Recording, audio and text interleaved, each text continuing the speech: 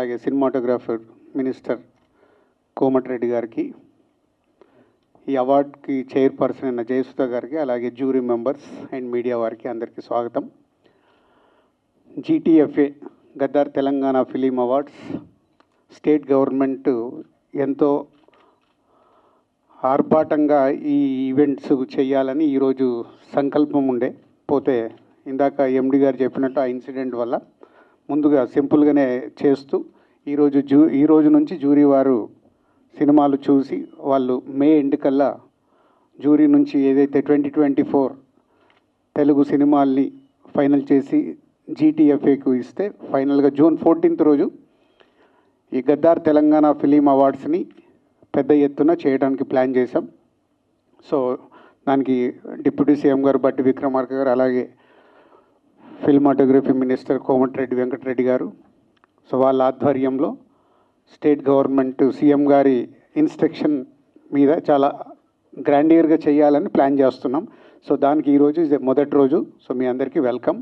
So మీరు 2024 నిజాయితీగా మీరు మీ జ్యూరీ మెంబర్స్ సెలెక్ట్ చేసిన సినిమాలకి అవార్డ్స్ వచ్చేలాగా ప్లాన్ చేద్దాం. Thank you. చాలా బాధాకరమైన రోజు నిన్నటి రోజు. ప్రపంచ శాంతి దూతగా 88వ సంవత్సరం, దాదాపు అంటే 70 సంవత్సరాలు శాంతి కొరకు, ప్రజల కొరకు, ప్రభువు సేవ కోసం చేసిన వ్యక్తి ఈ లోకాన్ని వెళ్ళిపెట్టడం జరిగింది. దాని మూలంగా ఈ ప్రోగ్రాం కూడా కట్చాట్ చేస్తూ మళ్ళా గౌరవ డిప్యూటీ సీఎం గారి ఆదేశాల మేరకు గౌరవ ముఖ్యమంత్రి గారు కోరిన విధంగా 14 జూన్ రోజు పెద్ద ఎత్తున హైటెక్స్లో దాన్ని నిర్వహించామని జ్యూరీ చైర్పర్సన్ గారికి, మిగతా మెంబర్స్ని కూడా కళాత్మకమైన సినిమాలని, అందులో ఈ సమాజానికి పనికొచ్చే సినిమాలను కూడా మీరు గుర్తించి మీ కార్యక్రమాన్ని వితౌట్ పొలిటికల్ ఎంటర్ప్రైజ్ ఉంటుంది, మీరు సజావుగా చేయండి. 2011 తర్వాత మొట్టమొదటిసారి తెలంగాణ రాష్ట్రంలో ఈ అవార్డు కార్యక్రమం గద్దర్ గారి పేరు మీద ఏర్పాటు చేసుకోవడం చాలా సంతోషకరం. గద్దర్ అంటే ఒక మామూలు వ్యక్తి కాదు, ఆయన ఒక శక్తి. అట్టడుగు ప్రజల నుంచి తెలంగాణ ఉద్యమం వరకు పేద ప్రజల కోసం పోరాటం చేసిన వ్యక్తి కాబట్టి ఎవరైనా విమర్శలు చిన్నవి వచ్చినా వారి పేరు మీద నెలకొల్పాలని ఒక నిర్ణయం తీసుకున్నాం మేము. అందుకనే గౌరవ డిప్యూటీ సీఎం గారు ప్రత్యేకసార్లు ఎన్నో మీటింగ్ పెట్టి ఈ కార్యక్రమాన్ని ముందుకు తీసుకుపోతున్నాం. తప్పకుండా మనం 14 ప్రోగ్రాం సక్సెస్ చేసుకొని ఇక ముందు కూడా తెలుగు చలనచిత్ర రంగాన్ని హైదరాబాదులో అన్ని విధాలుగా ప్రోత్సహించడానికి మా ప్రభుత్వం సిద్ధంగా ఉందని తెలియజేసుకుంటూ మరొకసారి పోప్ ఫ్రాన్సిస్ గారికి నివాళులు అర్పిస్తూ ప్రభు ఆశ వారికి ఆత్మకు సంతృప్తి కలవాలని కోరుకుంటూ ముఖ్యంగా ఉంటాయి. ముందుగా ఇప్పుడే కోమటిరెడ్డి వెంకటరెడ్డి గారు చెప్పినట్టుగా పోపు గారు పరమపదించారు కాబట్టి వారి ఆత్మకు శాంతి చేకూరాలని చెప్పి మనం ఇప్పటికే మౌనం పాటించాం. అట్లాగే మనం అందరం కూడా వారు చూపించినటువంటి మార్గాన్ని గమనంలో తీసుకొని ప్రపంచ శాంతి కోసమై మనందరం కట్టుబడి ముందుకు నడుద్దామని ఈ సందర్భంగా మనవి చేస్తూ మరొకసారి వారి ఆత్మకి శాంతి చేకూరాలని భగవంతుడిని కోరుకుంటూ ఈరోజు మొదలుపెట్టినటువంటి గద్దర్ తెలంగాణ చలనచిత్ర అవార్డులు ఇవి మన రాష్ట్రం ఏర్పడిన తర్వాత మొట్టమొదటిసారి ఏర్పాటు చేసుకున్నటువంటి కార్యక్రమం ఇది. ఉమ్మడి రాష్ట్రంలో 2011లో ఆగిపోయినటువంటి అవార్డులు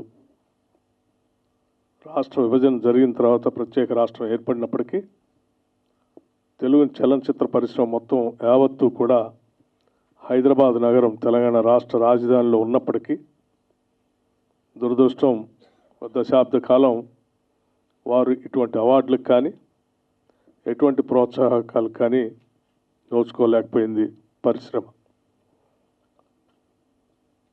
మొదటి నుంచి కూడా సమాజంలో అంతర్భాగమైనటువంటి కళలు, ఈ కళల్ని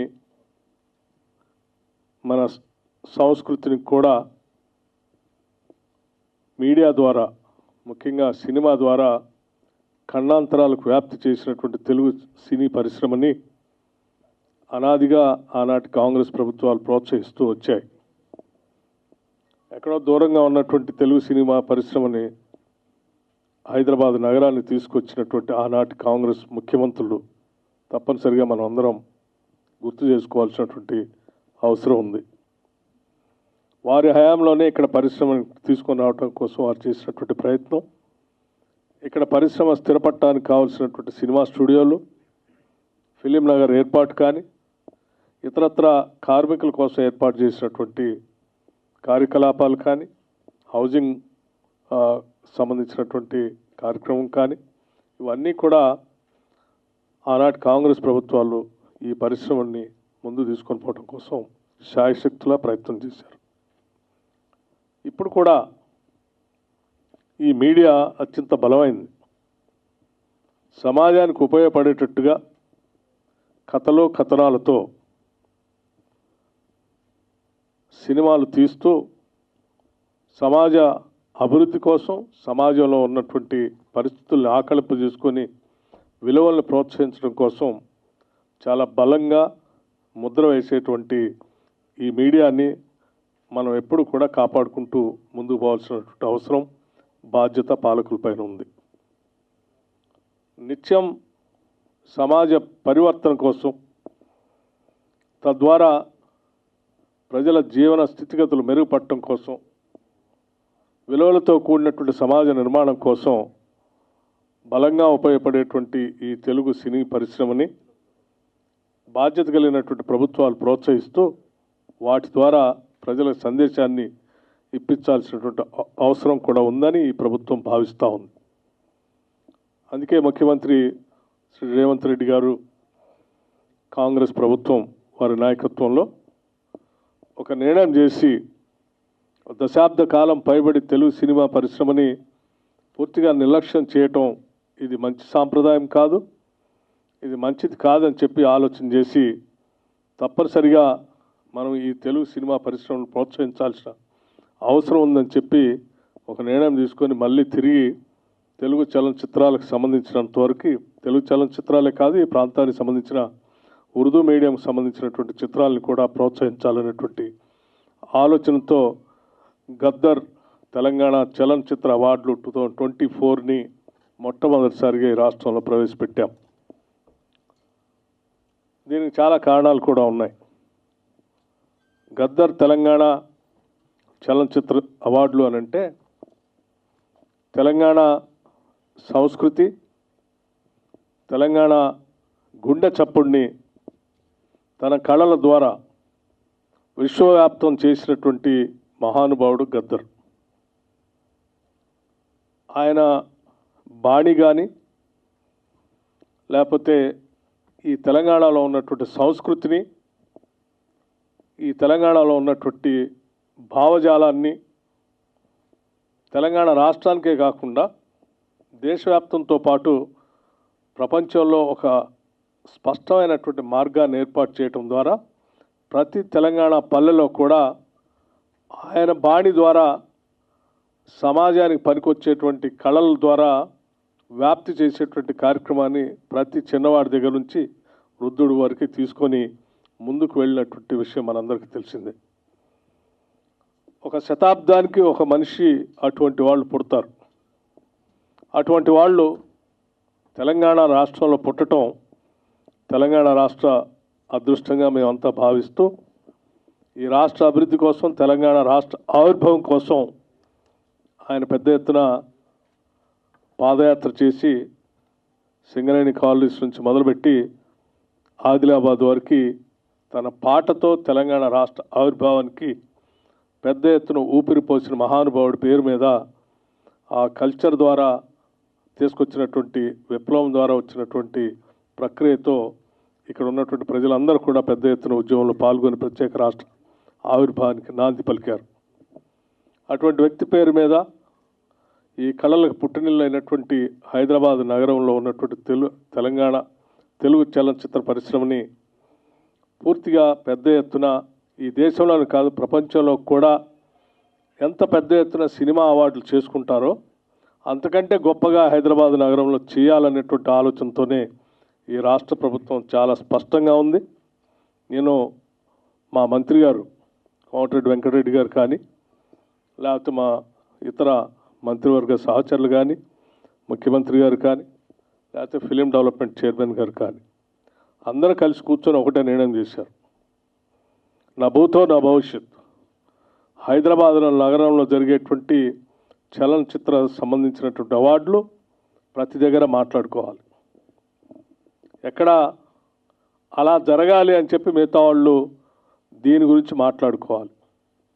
ఆ స్థాయిలోనే ఈ ఫంక్షన్ కూడా ఉండాలని, దానికి కావలసినటువంటి అన్ని సహాయ సహకారాలు రాష్ట్ర ప్రభుత్వం ద్వారా అందిస్తామని వారు చాలా స్పష్టంగా ప్రభుత్వం తరఫున ఇప్పటికే చెప్పడం జరిగింది. ఈ జరిగేటువంటి ప్రక్రియలో ఎటువంటి భావబంధాలకి లేకపోతే రాగద్వేషాలకు అతీతంగా ఈ జ్యూరీలో సినిమాలను మీరు సెలెక్ట్ చేసి సందేశాత్మకమైనటువంటి సినిమాలతో సమాజానికి ఉపయోగపడేటువంటి కార్యక్రమాన్ని ముందుకు తీసుకొని పోయే ప్రక్రియలో సెలక్షన్ కూడా అంత ట్రాన్స్పరెంట్గా చేయాలని, తద్వారా అందరినీ ప్రోత్సహించడానికి ఉపయోగపడుతుందని చెప్తూ చలనచిత్రాలతో పాటు చాలా మిగతా అవార్డులు కూడా ఇందులో పొందుపరిచాం. వ్యక్తులుగా చలనచిత్ర పరిశ్రమకి గొప్ప పేరు తీసుకొచ్చినటువంటి మహానుభావులందరినీ కూడా వాళ్ళ పేరు మీద కూడా ప్రత్యేక అవార్డులు ఇందులో పొందుపరిచి వారి పేరు మీద కూడా అవార్డులు ఇచ్చే కార్యక్రమాన్ని చేపడతా ఉన్నారు. ఇదంతా రేపొద్దున భవిష్యత్ తరాలకి స్ఫూర్తిదాయకంగా ఉండాలని చెప్పి మనస్ఫూర్తిగా కోరుకుంటూ ఈ కార్యక్రమాన్ని విజయవంతం చేయవలసిందిగా విఘ్నులైన సినీ పరిశ్రమ పెద్దలందరికీ కూడా నేను విజ్ఞప్తి చేస్తూ మరొకసారి పోప్ గారి ఆత్మకు శాంతి చేకూరాలని చెప్పి కోరుకుంటూ సెలవు తీసుకుంటున్నాను. నమస్కారం.